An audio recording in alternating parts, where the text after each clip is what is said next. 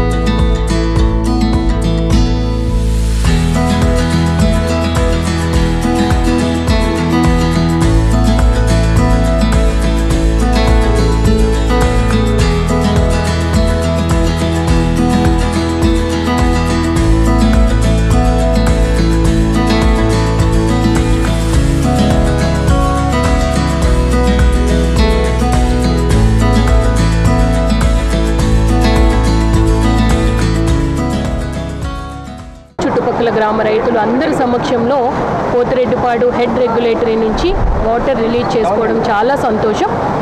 మనందరికీ తెలుసు, పోతిరెడ్డిపాడు నుంచి దిగువన మనకి బెనకచెర్ల క్రాస్ రెగ్యులేటరీ ఉంది.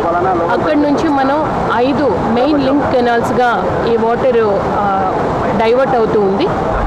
మనము ఈరోజు రిలీజ్ చేసుకోవడం ద్వారా మన జిల్లాలో ఉండే బ్యాలెన్సింగ్ రిజర్వాయర్స్ అన్నింటినీ కూడా ఫిల్ చేసుకుని మన జిల్లాలో ఉండే రైతులందరికీ కూడా సాగునీరు అందించి పంట పొలాలు సస్యశ్యామలంగా ఉండి రైతులకు మంచి పంటలు పండాలి, మంచి గిట్టుబాటు ధర వచ్చేలా చూడడానికి మంచి అవకాశం ఉంది.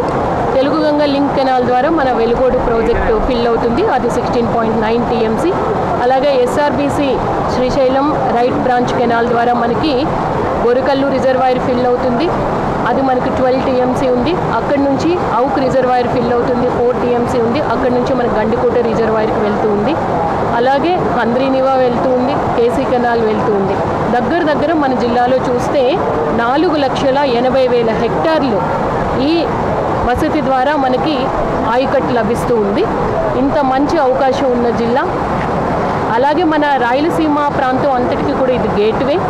ఈరోజు మనం వాటర్ రిలీజ్ చేసామంటే రాయలసీమలో ఉండే అన్ని జిల్లాలకు కూడా వాటర్ వెళ్తూ ఉంది. కాబట్టి రాయలసీమ ప్రాంతం అంతా కూడా సస్యశ్యామలంగా ఉండాలి అని నేను మనస్ఫూర్తిగా కోరుకుంటూ ఉన్నాను.